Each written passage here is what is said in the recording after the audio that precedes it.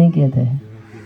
आप लोग का सबका डाउट क्लियर हो गया? क्लियर हो गया। अब कभी झगड़ा तो नहीं करेंगे ना? कभी नहीं झगड़ा करेंगे? अभी भी करेंगे? नहीं, पक्का नहीं करेंगे? कभी नहीं बोलेंगे ना कि शादी रुक्मणी जी से की है और बिठाए हैं साथ में राधा को क्यों? ऐसे नहीं पूछेंगे कभी?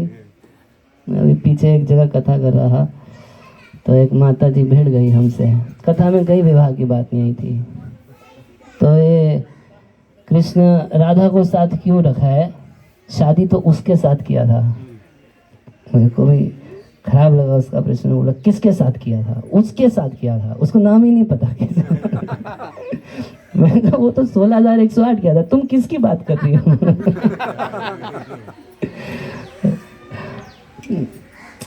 तो राधा रानी के साथ विवाह कई जगह किए थे, उसमें से सबसे प्रधान जगह ये है जो सबसे प्रसिद्ध है और अभी तो एकमात्र यही का लोगों को नॉलेज है। कई जगह विवाह किए थे। एक बार होता है विवाह तो उन्होंने कई जगह तो भगवान है ना। भगवान है। आप लोग एक बार करते हैं लोग, मगर ऐसा भी देखा गया है कि वो शादी की सालगिरह होती है तो एल्बम लेके बैठ जाते हैं सोच के कि शायद ऐसे किए थे। वो किसी दूसरे की शादी होती है तो कान लगा के सुनने लगते हैं, रिवाइज कर लेते हैं, है ना? तो लोग करते हैं, संसार में भी लोग बार बार करते हैं। ऐसे एक हम बुढ़े बुढ़िया का न्यूज़पेपर में पढ़े थे, उनका 50वां सालगिरह था तो दोबारा शादी किए थे, तो सालगिरह मनाने के लिए। तो संसार के लोग कर सकते हैं, हालांकि परेशान आ चुके हैं, एक शादी करके परेशान हो चुके हैं सब लोग, फिर उसी शादी को भी दोबारा कर लेते हैं, कहीं और जाके कर लेते हैं। भगवान क्यों नहीं कर सकते हैं? भगवान तो परेशान भी नहीं हुए। 16,108 किए मगर परेशान हुए कभी? और आप लोग सब एक एक करके हैं? प्रहलाद महाराज कह रहे हैं कि तत्साधु मुन्य सुरवर्य देहि नाम सदा समुद्विग्न ध्याम सदगृहात हित्वात्म पातम गृहंद कूपम वनम गतो यद हरिमाश्रयेता। तो वनम गतो किम वनम गतो, कौन से वन में जाना है? वृंदावन गतम, ब्रजमंडल गता। और यहाँ आके क्या करना है? हरिमाश्रयेता। किसको करना है? तो कह रहे तत् साधु मन्य असुरवर्य, है असुरों में श्रेष्ठ। आप ऐसा नहीं करोगे, फिर भी मैं आपको बता देता हूँ कि क्या चीज़ करना चाहिए। क्या कि सदा समुद्विग्न ध्याम असदगृहात, असद को, टेम्परेरी वस्तु को परमानेंट समझ के एकदम कस के पकड़ लिए हैं। और कोई बोले कि टेम्परेरी है, एक दिन छूट ही जाएगा, छोड़ दो, तो नहीं छोड़ेंगे। और इसको बोलते हैं असद गृहात। असद वस्तु को एकदम हम लोग कस के पकड़ लिए हैं। और हित्वात्म पातम गृहंद कूपम, घर गृहस्थी रूपी अंधे कुएं में पड़े हैं। इसको छोड़ के हित्वा आत्मपातम, जो व्यक्ति को अध्यात्म के स्तर से गिरा देती है। आत्मपातम मतलब आप आत्मा के विषय में सोच ही नहीं पाओगे। घर गृहस्थी, इतना टेंशन, मेंटेनेंस, फैसिलिटीज़ जुटाना, ये वो इतना झमेला कि आत्मा के विषय में नहीं सो। कुछ भक्ति भजन करते हैं तो वो ये प्रार्थना होता है वो सुख संपत्ति घर आवे, कष्ट मिटे तन का जी, पीठ दर्द ठीक कर दीजिएगा, वो सुख संपत्ति सारा हमको ला के दे दीजिएगा, बस इतना ही कर दीजिएगा प्रभु जी, तो हम भजन करते रहेंगे थोड़ा बहुत आपका भी। तो इसको आत्मपातम बोलते हैं। हित्वा आत्मपातम गृहंद कूपम, ऐसे अंधे कुएं जैसे घर गृहस्थी को छोड़ के वनम गतः, कहाँ जाना है? वृंदावनम गतः, वनम गतो यद हरिमाश्रयता। राधा रानी के आश्रय में भगवान हरि का भजन करो। हिरण्यकशिपु, ये सबसे अच्छा है। क्या सबसे अच्छा है? यहाँ पर आइए और बोलिए हरे कृष्णा कृष्णा कृष्णा हरे हरे, हरे राम राम राम हरे हरे। तो ब्रजमंडल की बहुत महिमा है। कहा गया है शास्त्र में, अन्यत्र कृतं पापम तीर्थम आसाद्य विनश्यति। यदि आपसे कहीं दिल्ली में या कहीं और घूमने फिरने गए, पाप बन जाता है, किसी भी तीर्थ में जाने मात्र से सारा पाप खत्म हो जाता है। गया जाइए, काशी जाइए, कहीं भी जाइए, सारा पाप खत्म हो जाता है। मगर तीर्थम कृतं पापम, मगर यदि तीर्थ में बैठ के पाप करें तब क्या होगा? उसके लिए कुछ इंजेक्शन कह रहे वज्र लेपो भविष्यति, तो वज्र के समान एकदम पक्का हो जाता है। वज्र समझते हैं, इंद्र के पास एक वेपन है, उसको छोड़ता है तो पहाड़ पाउडर बन जाएगा। कितना पावरफुल होगा सोच सकते हैं ना, एक पहाड़ की चट्टान में छेद करना मुश्किल है, उस पहाड़ को पाउडर कर देगा तो वज्र लेपा भविष्यति, वज्र के समान हो जाता है। अरे अच्छा जी, ये तो बड़ा खतरनाक है ना। मगर मथुरा के बारे में कहा गया है, तो मथुरा एवं कृतम पापम, यदि मथुरा मंडल में रह के, ब्रज मंडल में रह के आपसे पाप हो जाए तब, तीर्थ में पाप करेंगे तो वज्र बन गया, मथुरा में पाप करेंगे तब क्या होगा? हैं? ये कह रहे हैं घोर हो जाएगा, और आप क्या कह रहे हैं? डबल हो जाएगा प्रभु जी। डबल हो जाएगा। अच्छा, यहाँ पे एक माला का 2 का फल मिलता है, 1000 का नहीं मिलता प्रभु है? जी, जैसे एक वज्र पड़ा था फिर 2 वज्र पड़ेगा। 2 वज्र पड़ेगा। कह रहे हैं मथुरा कृतम पापम मथुरायाम विनश्यति, ब्रज में रहने से खत्म हो जाता है। क्यों? यत्र पापम न तिष्ठति, यहाँ पाप की सत्ता ही नहीं रह सकती। आपके शरीर में, आपके मन में पाप टिक के बैठ ही नहीं सकता, यहाँ पर उड़ के जाएगा। ये महिमा है इसकी, कुछ डिफरेंट है मथुरा। ओ हम लोग इसीलिए बोला है शास्त्र में कि आप कितना अपनी कल्पना लगाएंगे मगर आप भगवान को नहीं समझ सकते अपनी कल्पनाओं से। ये हमारी कल्पना की सबसे बड़ी सीमा क्या है? कहीं और पाप थोड़ा लगेगा तो यहाँ ज़्यादा लगे तो ज़्यादा लगे, ठीक है, यहाँ अपराध बनेगा, बात ठीक है, मगर नष्ट कैसे होगा? बस यहाँ रह जाओ। अब कुछ गलती हो गई तो ट्रिप थोड़ा 4-5 दिन एक्सटेंड करना पड़ेगा। ये ट्रिप करते हैं, प्रसादन की व्यवस्था खराब की है तो प्रभु जी, माता जी, आप सबसे रिक्वेस्ट है, मेरे से अपराध हो गया, आप लोग क्षमा कर दीजिए। उससे नहीं चलेगा, 4 दिन और ट्रिप एक्सटेंड करो तब बात करेंगे। तो ये है ब्रजमंडल की महिमा, अद्भुत स्थान है, भगवान का निजी घर है, यहाँ रहते हैं भगवान। नारद जी ध्रुव महाराज को भेज रहे थे तो बोले कि तत्तात गच्छ भद्रम ते यमुनायाम तटम शुचि, हे तात गच्छ, तुम जाओ, भद्रम ते, तुम्हारा कल्याण हो। तो वो चाहते थे कि ध्रुव महाराज को जल्दी उनका सिद्धि प्राप्त हो जाए, तो कह रहे तत्तात गच्छ भद्रम ते यमुनायाम तटम शुचि, तुम यमुना के पवित्र तट पे जाओ। तो ध्रुव महाराज बोले कि यमुना तो यमुनोत्री से प्रयागराज काखा यमुना ही बहती है, कहाँ जाएं? तो कह रहे पुण्यम मधुवनम यत्र, जहाँ ये पुण्य ब्रजमंडल है, मधुवन है, मधुवन कहने से मतलब मथुरा मंडल पूरा, तो पुण्यम मधुवनम यत्र, जहाँ मथुरा है, मथुरा में यमुना के तट पर जाओ, तो उसको पुण्यम लिख रहे हैं। तो पुण्यम की व्याख्या श्रील श्रीधर स्वामी कहते हैं कि पुण्यम कहने से मतलब है कि जीव की बहिर्मुखता को दूर करता है ब्रजधाम। हम लोग सब कृष्ण को भूल के सुख से जी रहे हैं, सुख तो कितना है सब जानते हैं, किसी से पूछो हालचाल कैसा है, ठीक चल रहा है प्रभु जी, 10 मिनट रुक के बैठ जाओ उसके पास, तब पता चल जाएगा कैसा हालचाल है। तो ठीक है, जो भी है, हम तो भगवान को भूल के ही सुख में पड़े हैं, भगवान को भूल के ही दुख में पड़े हैं। मगर ये ब्रजमंडल कैसा है कि जीव की इस बहिर्मुखता को ख़त्म कर देता है, स्वतः आपका मन जो है वो भगवान की ओर मुड़ने लगता है, केवल ब्रज की सीमा में प्रवेश करने से। जब आप लोगों का बस घुसा होगा ब्रज में, तो जो लोग कॉन्शियस हैं वो लोग नोट कर पाए होंगे कि हम कृष्ण कॉन्शियस हो गए हैं। अब कॉन्शियस ही नहीं है, वो सोच रहा है कि प्रभु जी पता नहीं प्रसाद की व्यवस्था की है नहीं की है, तब तो फिर कुछ नहीं कहा जा सकता। मगर थोड़ा सा अगर कॉन्शियस हैं तो नोट करेंगे कि कहाँ कहाँ क्या टेंशन में हम मर रहे थे, क्या क्या सोच रहे थे। ये पता नहीं क्या ऐसा जादू का स्थान है कि यहाँ आते ही चेतना बदलने लगती है। जब हम नए नए भक्त बने थे तो मेरी माँ बोलती थी कि कहीं भी जाना मगर मायापुर मत जाना। तो मैंने कहा क्या हो गया? वही कि वहाँ पे जो तुम्हारे है ना हरे कृष्णा वाले, ये कुछ हिप्नोटिज्म जानते हैं, वहाँ जाओगे तो कुछ गड़बड़ करेंगे तुम्हारे साथ, मत जाना।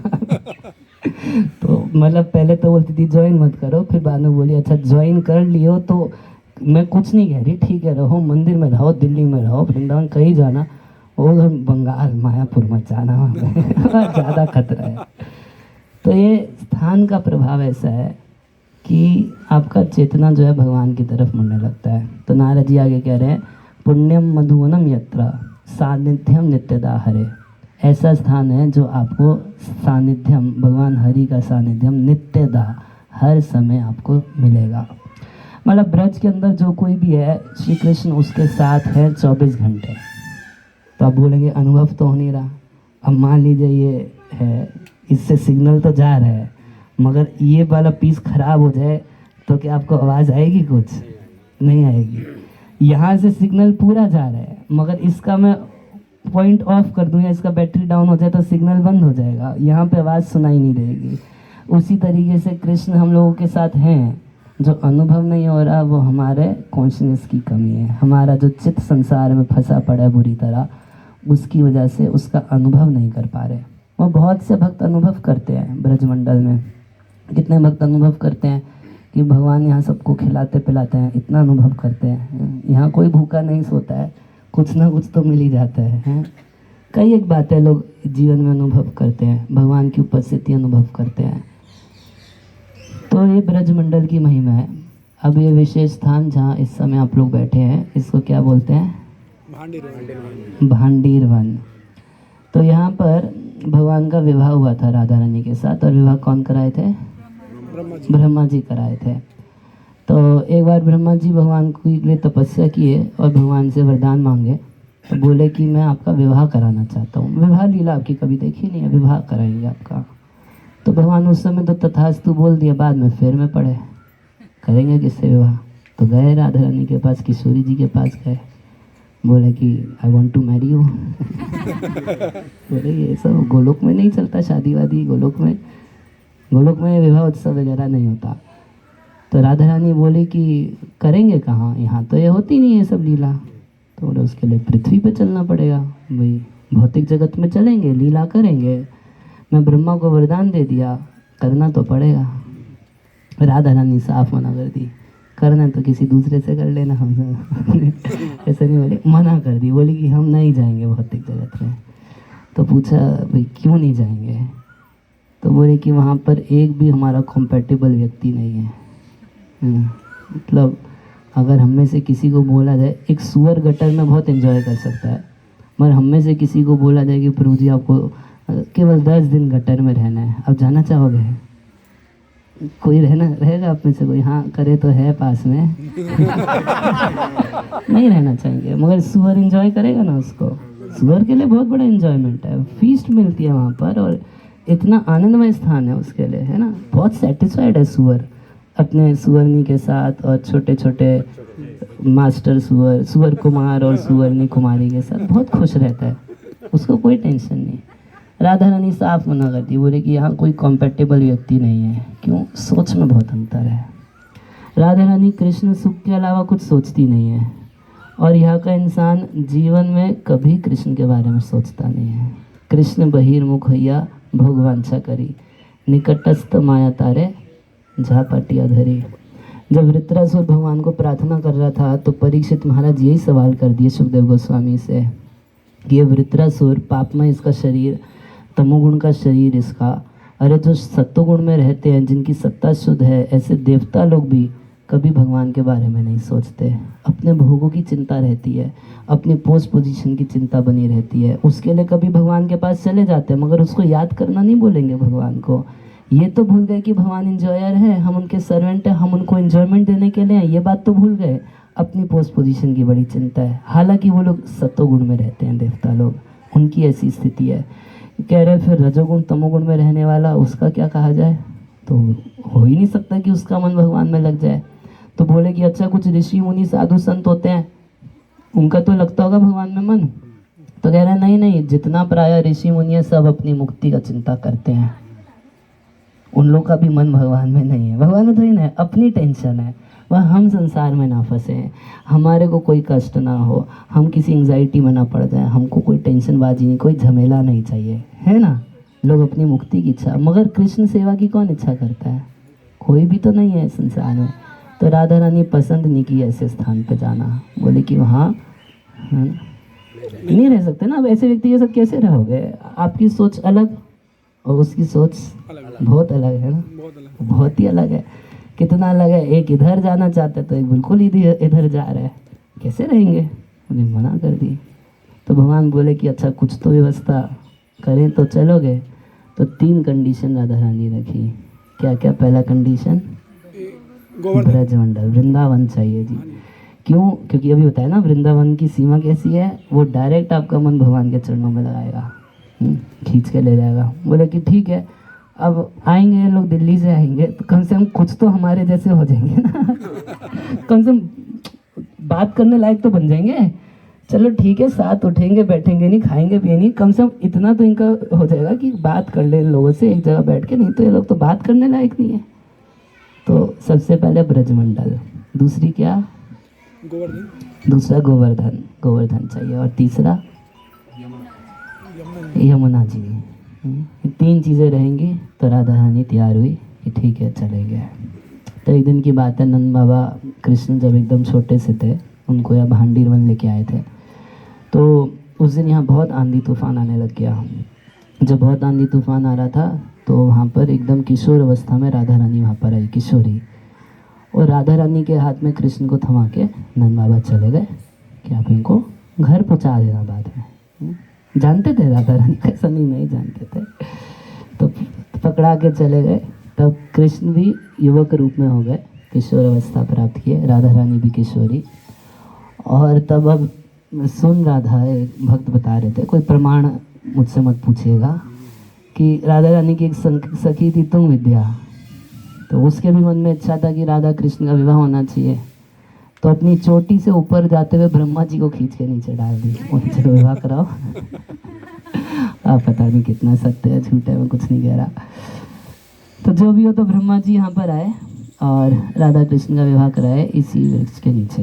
ये वृक्ष में आप पीछे उधर देखेंगे तो 4 पिलर भी हैं, रहते हैं विवाह मंडप में, रहते हैं 4 पिलर, ऐसे 4 पिलर हैं। और इसी वृक्ष के नीचे ब्रह्मा जी विवाह कराए थे। तो पंडित कौन हुआ? ब्रह्मा जी। अब दूसरा प्रॉब्लम, कन्यादान कौन करेगा? तो कन्यादान कौन किया? तुंग विद्या। विद्या नहीं, ब्रह्मा जी कन्यादान किए, सारा काम ब्रह्मा जी किए। तो इस तरीके से राधा कृष्ण यहाँ पर विवाह हुआ था। श्री श्री राधा कृष्ण विवाह महामहोत्सव की जय। अच्छा, यहाँ पे भगवान गाय चराने आया करते थे। तो कहीं कहीं जगह पे हमारे आचार्य वर्णन करते हैं कि ये वृक्ष उस समय इतना लंबा था कि यहाँ से ये वृक्ष वृंदावन तक जाता है, यमुना क्रॉस करके। कहाँ तक? तो वट वृक्ष होता है वो, यहाँ से यहाँ अपने को फैला लेगा, फिर वहाँ जड़ डाल लेगा, वहाँ जड़ डाल लेगा। तो काफ़ी लंबे हाथ होते हैं इसके तो इतना लंबा था कि ये वृंदावन तक जाता था। और कभी कभी भगवान वृक्ष के ऊपर से ही यहाँ तक आ जाते थे अपने सखाओं के साथ। और इसका ये जो एक एक ये इतना चौड़ा होता था कि भगवान के सखाओं को कभी दिन में आराम करना होता था तो एक के ऊपर चढ़ के, पेड़ के ऊपर चढ़ के वहीं पर अपने सो जाते थे। चिन्मय वृक्ष थे वो, बिल्कुल जहाँ तकिया लगाना होता था वहाँ थोड़ा सा उठा हुआ होता था, तकिया लगाओ और आराम से सो जाओ, कोई टेंशन नहीं लेने। और भगवान यहाँ अपनी गोचारण करते थे। एक दिन की बात है कि यहाँ भगवान की जो गाय थी, बड़ा ताजी ताजी हरी हरी अच्छी कोमल घास का लालच करके चली गई एकदम गहरे जंगल में, मुंजा टवी में चली गई। अच्छा, जाती गई लोभ के चक्कर में, लालच कर करके, लालच आदमी को कहाँ से कहाँ ले जाता है, तो गाय को भी ले गया, है ना। तो वो सारी की सारी वहाँ चली गई। वहाँ जंगल में कुछ आग जैसी लग गई। अब इधर भगवान के सखा से ढूंढ रहे हैं गाय किधर गई, कुछ समझ में नहीं आ रहा। तो अब आवाज़ लगाए। अरे जानते हैं भगवान तो निराकार नहीं है। हम लोगों को कुछ समझ में आ रहा है ना यहाँ पर आने के बाद कि भगवान निराकार है क्या? उनका साकार, उनका स्वरूप है। और उनका नाम है या नहीं है? है नाम भगवान का? नहीं, आप नहीं मानते? बहुत सारे नाम है। और जैसे भगवान के नाम है ऐसे उनकी एक एक गाय के भी नाम है। 9 लाख गैया थी, 9 लाख नाम थे सारी गैयाओं के। ऐसा इम्पर्सनल एक गाय भी इम्पर्सनल नहीं थी भगवान के धाम में। सारी गाय भी, सबका नाम भी था, रूप भी था, सबके गुण भी थे, सबकी लीलाएं भी थी। तो अब एक एक का नाम ले लेके कृष्ण पुकारे, गायों को बड़ा अच्छा लगता है। आज सोचिए अगर भगवान कभी आपको पुकारे, आपका नाम लेके, कितना अच्छा फीलिंग आया है। और वो लोग भी अपनी जाऊँ करके भगवान को रिप्लाई करना शुरू किए। तो पता चल गया भगवान किधर है, गाय वापस आई। वो पीछे जो आग लगी थी कर करके वो खूब फैल के पूरे वन में आग लग गई। तो भागवत के आप 10वें स्कंद के 19वें अध्याय में पढ़ेंगे, जंगल में जो आग लग गई थी। अब भगवान के दावाग्नि, तो ये अग्नि दैत्य था, कंस के द्वारा भेजा गया था। देखा भगवान के सखाओं को खेलता तो पूरे जंगल में आग लगा दिया था। तो भगवान क्या किए, भगवान के सब सखा बोले कृष्ण कुछ करो करो भाई, हम लोग जल जाएंगे मर जाएंगे। तो एक आचार्य प्रश्न उठा रहे हैं कि भगवान के सखा तो कभी अपने बारे में सोचते नहीं थे, वो तो हमेशा कृष्ण कॉन्शियस, कृष्ण के बारे में सोचते थे, कृष्ण को सुखी करना है। तो आज अपने लिए इतना चिंताग्रस्त कैसे हो गए? ये शरीर, भौतिक शरीर मर जाए क्या है? कितने वक्त बोलते हैं सीधा मर जाए तो क्या है? ना ना ना, बोले नहीं कृष्ण ये रक्षा करो हमारे शरीर की। क्यों रक्षा करें आपके शरीर की, क्यों ऐसा चाहते हैं? तो उन लोगों का विचार ये था, बोले नहीं भगवान को, उनका विचार विश्वनाथ शक्तिपाद लिख रहे हैं कि वो मन में सोचे कि ये हमारा शरीर कृष्ण को सुख देता है, इस शरीर से हम कृष्ण की सेवा करते हैं, ये शरीर नहीं रहेगा तो सेवा कैसे करेंगे? तो इसलिए वो अपनी रक्षा कराना चाहते थे, कृष्ण बचाओ इस जंगल की आग से बचाओ। वहाँ बोले ठीक है सब लोग आंखें बंद कर लो। और ना वहाँ पे एक आग लगी है और यहाँ पे चलो पानी वानी फेंकने से कुछ होने वाला नहीं, तुम आग नहीं बुझा सकते तो बस ये बोल दो कि आग बंद कर लो। तो कुछ सखा आपस में बात करने लगे, भाई ये क्या हो गया, कृष्ण पागल हो गया, आग बंद कर लो बोल रहे हैं, कुछ करे बचाए हमको। तब तक एक सखा बोलता है दूसरे सखा को, बोलता है कृष्ण कुछ जादू जानता है, कुछ मंत्र औषधि सब इसको पता है, सबके सामने नहीं किया जाता है सब, आग बंद कर लो। अब तो सबके सब इतना विश्वास करते थे भगवान के ऊपर कि ठीक है कृष्ण कह रहे हैं रक्षा कर ले, आग बंद करने कर लो सब लोग अपनी अपनी आग बंद कर लिए। अब भगवान क्या किए कि वो जो आग लगी थी जंगल की, उस पूरी की पूरी आग को पी गए। इसे आप लोग घर पे ट्राई मत कीजिएगा। कुछ लोग भगवान बनना चाहते हैं तो उनको बोलना चाहिए कि हम जलता हुआ कोयला लेके आए हैं प्रभु जी, थोड़ा सा इसको लॉलीपॉप हो जाएगा उसका, तो लॉलीपॉप हो जाएगा उसका। वाह, कोई नकल नहीं कर सकता भगवान की। इतनी बड़ी जंगल की आग को भगवान एकदम पानी अमृत की तरह पी गए। भगवान को गर्म नहीं लगी, वो अग्नि जो थी वो भगवान के पीते समय शीतल होके अंदर गई। अच्छा, तो अब एक आचार्य हरि सूरी जी लिखते हैं कि भगवान इस लीला से क्या समझाना चाहते हैं। देखिए दो चीज़ें भगवान समझाना चाहते हैं। एक बहुत बड़ा विश्वास दिलाना चाहते हैं। गो का अर्थ होता है इंद्रियां, सेंसेस। वो कह रहे हैं कोई व्यक्ति भक्ति में लगा हो, खूब बढ़िया से भक्ति भजन कर रहा है, वो कभी कभी लालच की वजह से इंद्रियां इधर उधर चली जाती है। मुंजा टवी में हरी हरी घास दिखी और इंद्रियां चली गई। तो ऐसी जंगल में भटकती हुई इंद्रियों को भी कृष्ण वापस पकड़ के ले आते हैं। विश्वास रख के बस जो प्रभुपाद जी दिए 16 माला 4 नियम, ये सब करते रहिए। अगर इंद्रियां भटक भी जाएं, कभी प्रारब्धवश भटक जाएं, लोभवश भटक जाएं, कैसे भी भटक जाएं, तो कृष्ण उनको वापस पकड़ के लाएंगे। जैसे गायों को वापस ले आए, सबको वापस ले आएंगे। दूसरी बात भगवान ये समझाना चाहते हैं कि एक बार भगवान आँख खुली आँख में आग पिए थे कालिया दमन के बाद, और एक बार आग बंद करा के आग पिए। दूसरी बात भगवान ये हम लोगों को विश्वास दिलाना चाहते हैं कि मैं अपने भक्त की रक्षा करता ही हूँ। कभी तो सामने से करता हूँ, वो देखता है कृष्ण मेरी रक्षा कैसे की है। कभी कभी ऐसे रक्षा करता हूँ कि उसको संकट भी पता नहीं चलता, मैं उसकी रक्षा कर लेता हूँ। तो कभी परोक्ष रूप से कर लेते हैं, कभी आग बंद में ही रक्षा कर लेते हैं, कभी खुली आँख में आपके सामने आपको दिखेगा कि कृष्ण मेरी रक्षा की है, और कभी कभी संकट आएगा चला जाएगा, आपको पता भी नहीं कि कृष्ण रक्षा की है। मगर जो डिवोटी है वो जान जाता है। जैसे कुंती महारानी जान गई, कुंती महारानी के ऊपर जब संकट आते थे कभी कभी तो कृष्ण सामने से रक्षा की। जैसे द्रौपदी को वस्त्र दिए तो सामने दिखाई दिए थे द्वारकाधीश। मगर कभी कभी ऐसा नहीं हुआ, जैसे भीम को जब जहर खिला दिया था खीर में डाल के, तो कृष्ण तो ही ना सामने से आके रक्षा की है। और कुंती महारानी यही मानती थी कि कृष्ण रक्षा की है, दिखाए नहीं सामने से। अगर दिखाई देंगे तो फिर क्या रक्षा की है। हम लोग कोई काम करेंगे, किसी को 150 रुपया भी देंगे तो 40 आदमी को दिखा के और उसको जता के और देने के बाद 20 बार और याद दिला देंगे, तुमको याद है उस दिन कौन दिया था तुमको। और भगवान का स्वभाव ऐसा है कि कितना हमारे लिए कर रहे हैं, कितना करते रहते हैं, कभी ना तो बताए ना जताए, ना कभी उसके बदले कुछ मांगे। ये कर रहा हूँ इसलिए भजन कर लो, ऐसा कभी नहीं बोले। तो ये बताते हैं कि सब कुछ छोड़ के मेरा भजन कर लो, मैं खिला रहा हूँ इसीलिए भजन कर लो, कभी ऐसा नहीं बोलते। तो कितना कुछ कर रहे हैं हमारे लिए, कितना कुछ कर रहे हैं, मगर उनका स्वभाव कैसा है? सुनाते नहीं हैं, जताते नहीं हैं, कुछ नहीं करते हैं। तो भगवान परोक्ष रूप से भी रक्षा करते हैं, अपरोक्ष रूप से भी रक्षा करते हैं। यहाँ बहुत सारी लीलाएं हुई हैं। एक यहाँ पर आप लोग अंतिम लीला आज बताएंगे, फिर आप लोग मानसरोवर जाना है ना। हाँ, यहाँ बलराम जी का मंदिर है, दाऊ जी का। यहाँ से आप अंदर जाएंगे। दर्शन किए आप लोग? अभी करेंगे दाऊ जी का दर्शन। तो यहाँ पर बलराम जी का मंदिर है। तो यहाँ बलराम जी काले रंग के हैं। किस रंग के हैं? काले रंग के। तो बलराम जी काले हैं, गोरे हैं? गोरे गोरे हैं। मगर यहाँ पर कैसे हैं? काले। काले हैं। तो काले कैसे पड़ गए? बहुत सारे वक्त बहुत सारी कथाएं सुनाते हैं, ठीक है? तो सब सही हो सकती है, हम जो सुना रहे हैं वो सुन लीजिए।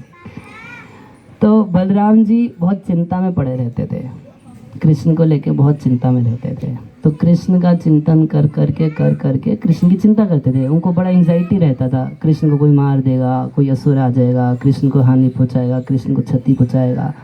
कृष्ण की चिंता में दाऊ जी भी कैसे हो गए? यहाँ के काले हो गए। और प्रभुपाद जी कैटरपिलर की कहानी सुनाते थे ना। एक भृंगी कीड़ा आता है, तो देख दूसरा कीड़ा उसको फंसा लेता है, जाल में फंसा के रखता है। अब जो कीड़ा इसको फंसाया होता है दिन रात उसके बारे में सोचता रहता है, और उसके बारे में सोचते वो ही हो जाता है। वो ही बन जाता है, वो उसी शरीर में वैसा ही कीड़ा बन जाता है, वो जो उसको फंसाया था वैसा। तो ऐसे ही अगर हम कृष्ण के बारे में सोचते रहेंगे तो क्या हो जाएंगे एक दिन? कृष्ण नहीं बनेंगे। रासलीला नहीं करना है किसी को। कृष्ण जैसे सच्चिदानंद स्वरूप है, हम लोग भी सच्चिदानंदमय भगवान के जैसे स्पिरिचुअल हो जाएंगे। तो बलराम जी काले हो गए, कृष्ण के बारे में सोच के। कैसे हो गए? काले हो गए। काले हो गए मतलब गंदे नहीं दिखते थे, वो उसमें भी बहुत सुंदर दिखते थे। तो एक असुर था वो, जिसका नाम था प्रलंबासुर। ये साइज बहुत लंबा था, प्रभु से भी ज़्यादा लंबा था। प्रकृष्ण रूपेण लंबा इति प्रलंबा, बहुत लंबा था। तो बहुत सारे असुर, कंस भेदसाह, पूतना, घासुर, बकासुर, ये वो जितना ब्रज में आते थे, कोई वापस घर नहीं था। घर में ही तो रह जाता था। अभी भी मानते हो, इसी को घर मानते हो? यही घर है। और जो ब्रज में आता था कभी वापस नहीं जाता था, मगर उसकी सूचना ज़रूर जाती थी। कंस तक न्यूज़पेपर वगैरह में खबर छपती थी, एफएम पर, रेडियो पर, सब जगह। और पूतना गई थी, आई नहीं। क्या हो गया उसको, ये तो पता ही नहीं चला क्या हो गया। अगासुर गया था, बकासुर गया था, सब लोग गए। तो प्रलंबासुर क्या सोचा कि ये सारे के सारे मूर्ख थे, इन लोगों को आता नहीं। डिवोटीज के बीच में कुछ उत्पात करना हो तो डिवोटी बन के जाना चाहिए। प्रभुपाद जी बोले हम लोगों को बाहर से खतरा नहीं है, अंदर खतरा है। कई बार लोग साधुओं को ज़्यादा शक करते हैं कि वो भाई आएगा तो साधु वेश में कोई आतंकवादी आएगा ना, क्योंकि उसको पता है कि साधुओं को कोई चेक नहीं करता। तो जिस आतंकवादी को आना होगा किस वेश में आएगा? साधु वेश में आएगा। मतलब सारे मूर्ख थे। पूतना पागल कहीं की, बकास, अघासुर सांप के रूप में चला गया पागल। सांप से तो कोई भी डरेगा ना, फालतू आदमी कहीं का। एक वत्सासुर ठीक था, कम से कम बछड़े के रूप में कुछ दिमाग तो लगाया ना। चलो नहीं कर पाया, मगर वो नहीं कर पाया तो क्या हुआ? हम होंगे कामयाब। फिर भी उसके पास नॉलेज कम थी, ट्रिक जानता नहीं था। मैं सखा के रूप में जाऊंगा, खेल खेल में पहले इन दोनों को उड़ा लूंगा। किसको? कृष्ण और बलराम। अच्छा, प्रलंबासुर जब देखता है ना कृष्ण बलराम को एकदम गले लगाते, एक दूसरे को बात करते, बड़ा चिढ़ता था यार। तो आया था मेन कृष्ण के लिए आया था, उसको बलराम से इतना वो नहीं था कि कंस हमेशा कृष्ण कथा सुनाता है। कंस के महल में 24 घंटे कृष्ण कथा चल, कीर्तन है सदा। उसको कभी छींक भी लगती थी, अरे नाक में घुस गया क्या? कहाँ? विष्णु। तो हमेशा एकदम पूरा कृष्ण कॉन्शियस रहता था और हमेशा कृष्ण कथा सुनाता था, पूरा वर्णन करता था। बहुत सुंदर लड़का है, एक बार देखोगे तो नज़र उसी पे टिक जाएगी, हटा नहीं पाओगे, समझ जाना मेरा काल है। उसको मानना है। तो अब ये लोग भी खूब कृष्ण कथा सुन के आते थे। अब कृष्ण कथा के प्रभाव से कृष्ण का दर्शन तो होता ही था, मगर अब दर्शन होने के बाद फीलिंग क्या आती थी? यही है वो कंस का काल। इसको मारना है। तो आए प्रलंबासुर जी ग्वाल बाल सखा बन के। तो जब देखे कृष्ण बलराम को आपस में इतना प्रीति करते हुए, तब उसको लगा ये पहले बलराम को मारूंगा यार, बदमाश। तो उसको बलराम से कोई लेना देना नहीं, मगर जब कृष्ण बलराम को गलवाही देखते हैं, एकदम कृष्ण का निकट का व्यक्ति है, इतना इतना क्लोजली उससे बात करता है, इसका कितना चलता हुआ है। तब बलराम जी के प्रति उसका हुआ कि भाई पहले इसी को करते हैं। अच्छा, दूसरी बात क्या थी कि वो सुना था कि जो आज तक इस कृष्ण से पंगा लिया है, वो जो इससे टकराया है चूर चूर हो गया है। तो सोचा कि कृष्ण पे पहले हाथ नहीं मारूंगा, पहले इसके भाई बलराम को उड़ा के लेके जाता हूँ, फिर तो ब्लैकमेल करके भी ले जाऊंगा कृष्ण को कैसे वैसे। तो उस दिन भगवान यहाँ पर खेल रहे थे, भद्रवत में क्या खेल रहे थे, 2 टीम बनाए थे और आपस में खेल रहे थे कि जो टीम हारेगी दूसरी टीम को कंधे पे चढ़ाएगी और लेके जाएगी यहाँ भांडीर वट तक। तो अभी जो था प्रलंबासुर सखा के रूप में आया, तो सबसे पहले गया कृष्ण के पास, कृष्ण मैं तुमसे दोस्ती करना चाहता हूँ। भगवान तभी समझे, अगर ग्वाल बाल होता, सखा होता, तो आके प्रपोज क्यों करता कि दोस्ती करना चाहता हूँ। वो तो दोस्त है ही पहले से ही। वो वैष्णव समाज में जानते ही था ना, उठना बैठना चलना फिरना कुछ जानते ही था, तो न्यू तो था ही बेचारा, उसको कुछ समझ में नहीं आया कि कैसे बात करनी है। तो सीधा जाके कृष्णा मैं तुमसे फ्रेंडशिप करना चाहता हूँ। तो भगवान वहाँ लिखा है सर्व दिखहरी, भगवान एकदम समझ गए, सब कुछ समझ गए। मन में क्या है, मन में क्या था, बाहर से हाथ मिलाया अंदर से मारूंगा। भगवान बोले ओके, बाहर से हाथ मिलाया और अंदर से मारूंगा। ये भगवान का आप लोग जानते हैं ना सिस्टम क्या है, जो जिस भाव से भगवान का भजन करता है वैसे ही भगवान रेसिप्रोकेट करते हैं, ये सिस्टम है भगवान का। तो बाहर से फ्रेंड और अंदर से मारूंगा तेरे को। तो भगवान भी हाथ आगे बढ़ाए, हाँ आओ आओ, वेलकम वेलकम, स्वागत स्वागतम स्वागतम स्वागत, आज से आप हमारे फ्रेंड, जैसे सखी फ्रेंड्स वैसे आप भी हमारे फ्रेंड, आइए आपका स्वागत है। बाहर से फ्रेंड अंदर से भगवान कुछ गलत नहीं है, आप समझ रहे ना। देखिए मान लीजिए ये मेरे को 10 रुपये दिए, ये मेरे को 20 रुपये दिए, ये मेरे को 100 रुपये दिए, हम तीनों के तीनों को 100 रुपये दे दूँ तो क्या इसको समता बोलेंगे हैं? अच्छा मैं इनको 10 दिया, इनको 20 दिया, इनको 100 दिया, क्या इसको पार्शियलिटी बोलेंगे? ये मुझे 10 दिए मैं 10 दिया, वो 20 दिया मैं 20 दिया, वो 100 दिया, ये मेरी जेब काट ली मैं भी काट लिया। नहीं, क्या जेब काटने वाला हटा दीजिए। अब समता मतलब क्या, जो जिस भाव से भजन करता है वैसे मैं भजन करता हूँ। अच्छा अगर आप चीटर्स की लिस्ट बनाओगे तो भगवान भगवद गीता में बोले सबसे ऊपर मेरा नाम रखना। नाम मत परतम चान्यत किंचित अस्ति धनंजय, किसी मामले में मैं किसी से पीछे नहीं हूँ। तो बोले नहीं चीटर चीटिंग में, बोला हाँ चीटिंग में हो सकता है तुम बहुत बड़े चीटर हो, मगर तुम्हारे जैसे चीटर को चीट कर लूँगा मैं। तो छलिया में सबसे बड़ा छलिया कौन? कृष्ण। तो बोले ठीक है तुम मुझको चीट करना चाहते हो, हम तुमको चीट करेंगे, फ्रेंडशिप कर लिया। तो कृष्ण से फ्रेंडशिप किए, कृष्ण की टीम में आ गया प्रलंबासुर, और कृष्ण बोले कि ठीक है आज जानबूझ के हारना है ना, हारेंगे तो बाजी देगा, ये कंधे पे चढ़ाएगा, और इसके अंदर मन में ट्रिक क्या है कि बलराम को चढ़ाऊंगा। ठीक है जी, करो अपने मन की, है कि नहीं। भगवान तो सबको सुविधा देते हैं। अपनी टीम में ले लिए, हार गए, तुरंत बोला प्रलंबासुर मैं बलराम को लूँगा। तो बलराम जी बोले हाँ हाँ आजा आजा, मैं चढ़ूंगा तेरे ऊपर। और बलराम जी पूरा एकदम ग्वाल बाल के भाव में, 1% भगवान जानते नहीं कि वो भगवान है। जैसे हम लोग नहीं जानते कि हम कौन हैं, है ना। अगर पूछा जाए कि क्या भगवान में भी फॉल्स ईगो होती है, तो अब एक तरीके से भगवान में भी फॉल्स ईगो है। भगवान है, अपने आप को ग्वाला ही मानते हैं, है ना। और रियल में अपने आप को ग्वाला, ऐसा नहीं है कि भगवान नाटक करते हैं कि हूँ तो मैं भगवान, मगर अभी मैं ग्वाल वाले के रूप में करूँगा तब तो कुछ आनंद ही नहीं ले पाएंगे। आनंद मिलेगा आप मान लीजिए आप स्टेज पे नाटक कर रहे हैं, एक वकील बन गए, तो क्या आपको वकील होने का आनंद मिलेगा? नहीं। मगर रियल में आप जब वकील ही हो जाएंगे तो आपको कुछ बहसबाजी में आनंद आएगा, नहीं तो सब रटाया ड्रामा में बोलने क्या आनंद है उसमें।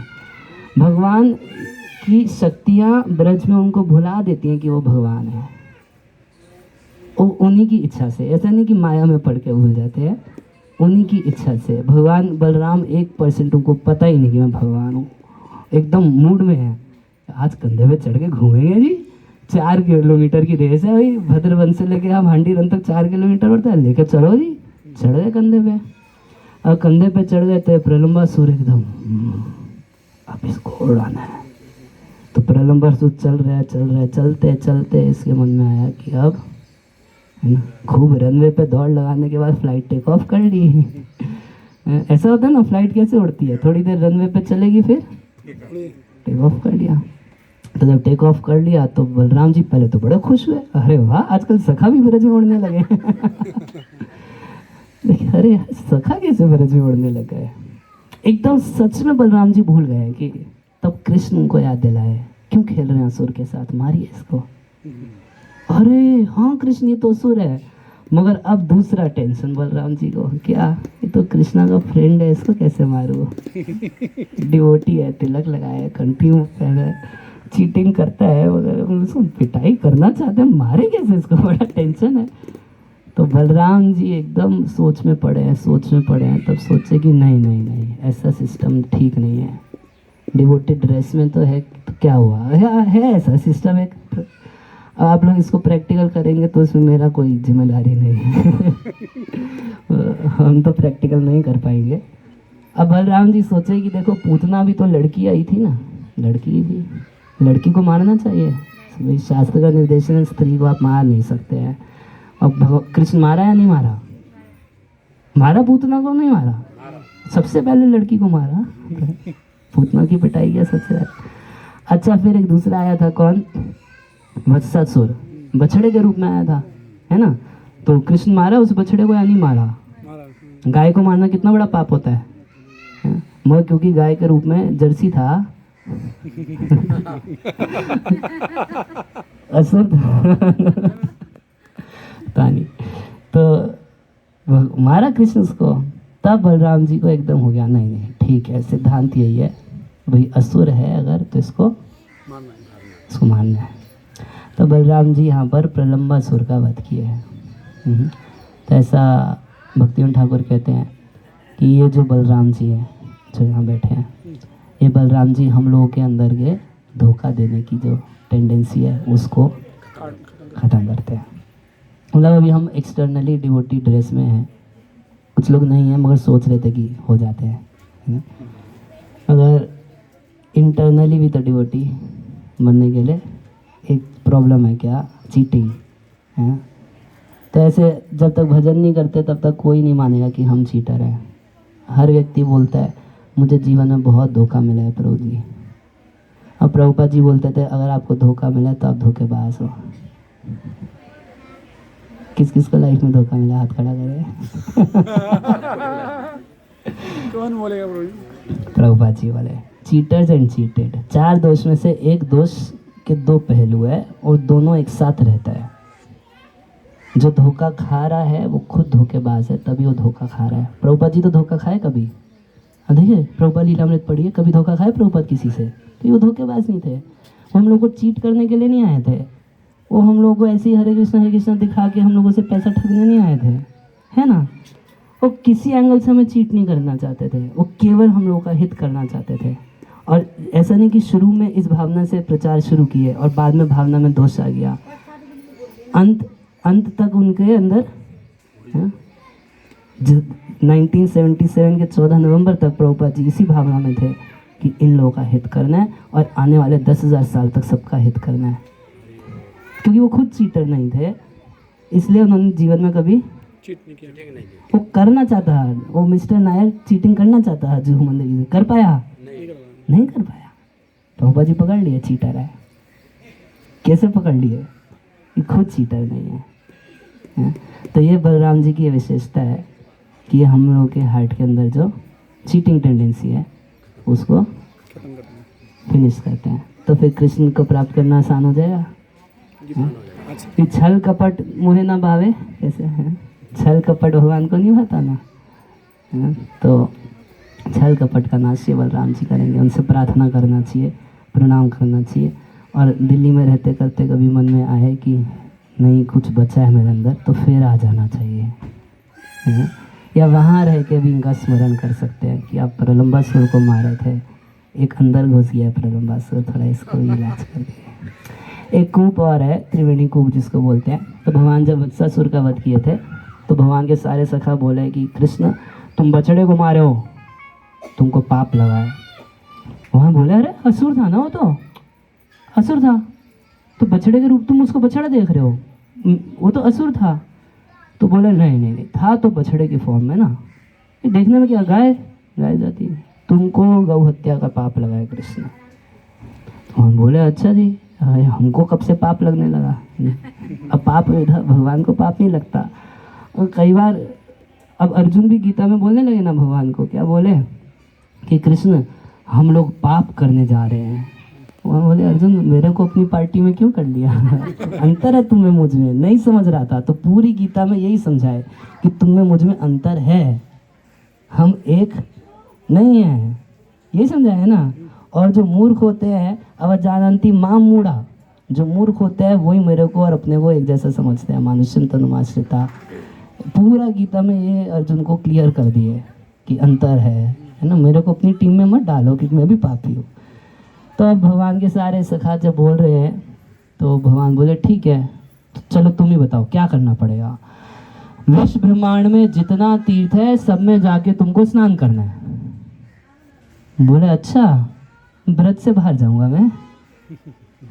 तो भगवान वहाँ पर त्रिवेणी कूप जो है उस कूप को अपनी वंशी से प्रकट किए और उस कुएं के अंदर सारे तीर्थों को आवाहन किए।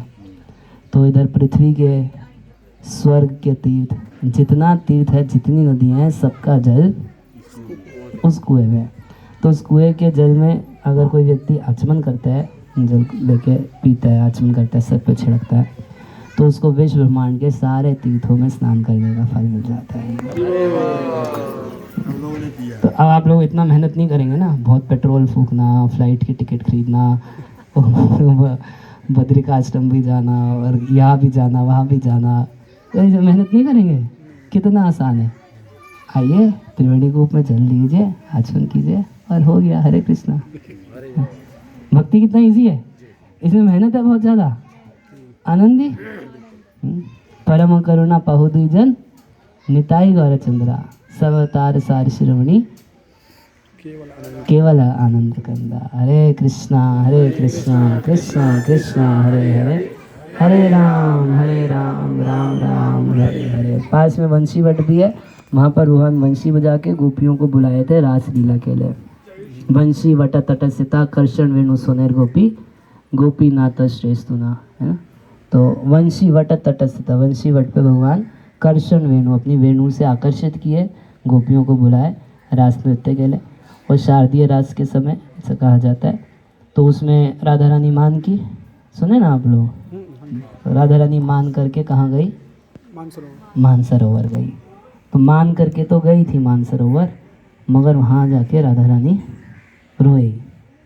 उनके आंसुओं से जो सरोवर तैयार हुआ उसका नाम हुआ मानसरोवर। जब शिव जी वहाँ पर गए रास में प्रवेश करने के लिए, तो पूर्णमासी उन्हीं उसी सरोवर में स्नान कराएंगे। वो राधा रानी के आंसुओं से प्रकट जो सरोवर है उसमें स्नान करने से शिव जी को गोपी रूप मिल गया, गोपी बन गया।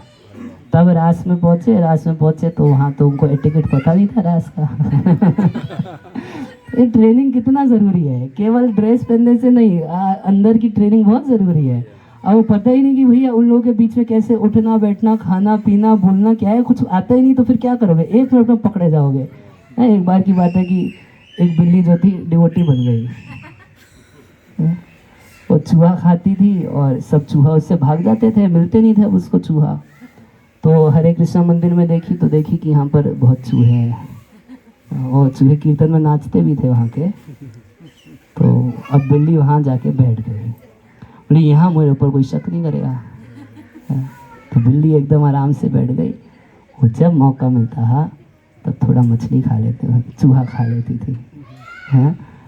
तो ऐसे ही कुछ भक्त लोग होते हैं जो घर में केक बनाते हैं, कुछ और बनाते हैं, उसको मछली की शेप का बनाते हैं। कुछ टेस्ट अभी बाकी है। जो जो वो छोटा छोटा चिप्स तलते हैं चिप्स ना, तलते वो हैं, मछली वाला तलते हैं। मछली वाला तलते हैं। प्रभु जी मछली तो हम छोड़ दिए प्रभु जी, मगर उसका सेब नहीं टेस्ट बोल अभी बाकी है ना, उसका अटैचमेंट कुछ बाकी है। तो खैर जो भी हो, तो शिव जी तो पकड़े गए, गोपियाँ बहुत पिटाई गई शिव जी की, हैं।